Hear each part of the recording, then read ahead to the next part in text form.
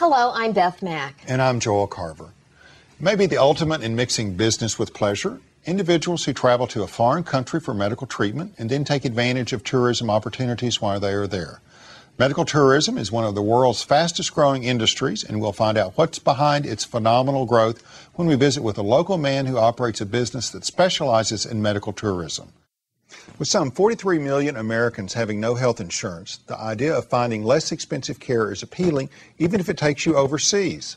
Often patients are able to receive the medical attention they need and take advantage of tourism opportunities in an exotic locale. Medical tourism is growing at a staggering rate of over 30% a year. Joining us to discuss this phenomenon is Joe Bender of Global Medical Referrals, a business located near Fayetteville, which matches clients with medical specialists around the world. Welcome, Joe. Hi, Joel. Tell us how you got into the medical tourism business. I started traveling to India in 1996, and in 2000 I joined the board of directors of a nonprofit called The Touch of Love.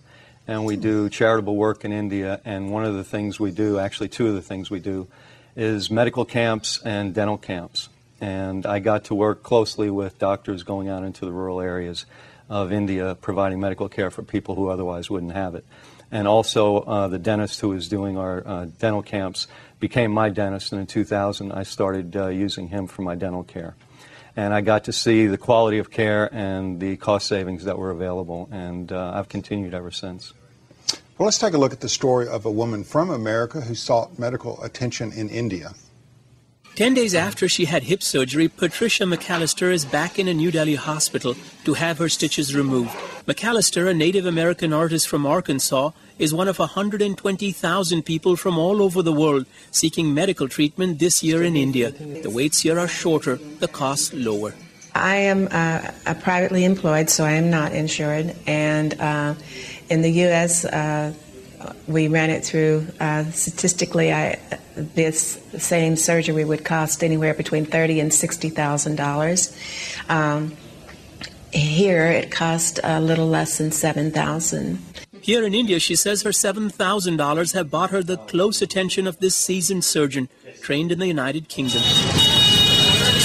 Other than the culture shock of being in the middle of a country of 1 billion people, the McAllisters say they've faced no surprises because they spoke to many other American medical tourists before coming here. The beauty is they've done their homework, and amazed some of them know more about me than perhaps my own wife at home.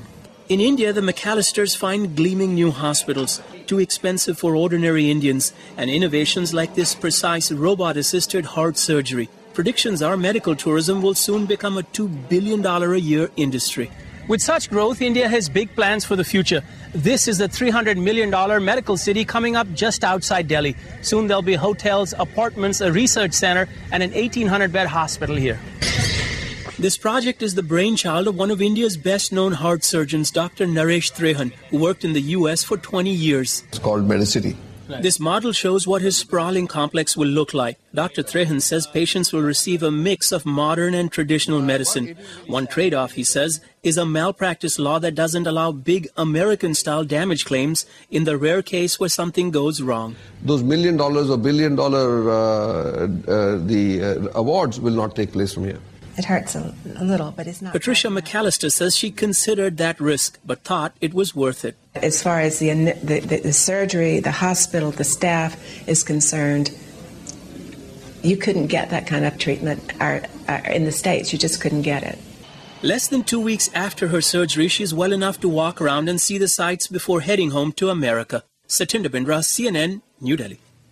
Well, let's take a look at some of the cost savings you can encounter by having medical care overseas. Obviously, you can see a bypass operation in America is $45,000 to $55,000.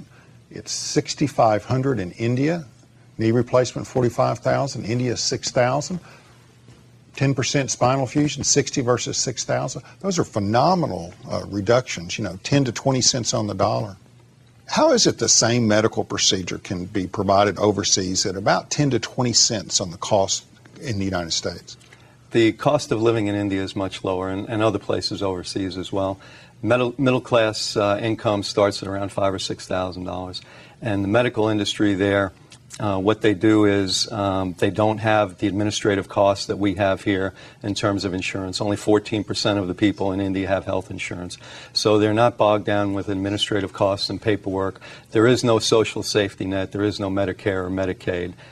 So they don't have any government forms to fill out. So they save quite a bit of money basically on administrative costs and no paperwork to fill out. Does that cost include the cost of transportation to and from India? The cost that we saw in there? No. That's the cost that you would pay at the hospital. The cost from here, from, say, Fayetteville to New Delhi, which is where the hospital that we work with is located, would be somewhere, it depends on the time of year, but generally around $1,500 right now is what you'd expect to pay. The hospital does provide guest houses, and they can arrange hotels. Nominal costs involved in that. So the medical cost quoted is the all-inclusive costs that include professional fees, the doctor's fees? The costs that the hospital quotes are based on your medical records, which we digitize and send over to India. The doctor there does a diagnosis. He maps out a plan of treatment, and then he comes up with a cost, so you know what your cost is going to be up front before you even step on the plane. That's the way that process works. Does that include if potential complications occur? No. If something else comes up and they might have to refer you to another hospital or another physician, that would be an additional charge. What type of screening do you do to match the patient with the right facility and the right specialist? When a client contacts us, when a patient contacts us, we do an interview on the phone. We find out what they're interested in doing. Our hospital group is the Apollo Hospital Group in India. There's over 40 hospitals in India. 3 of the hospitals are JCI accredited. It's the same organization that accredits hospitals in this country.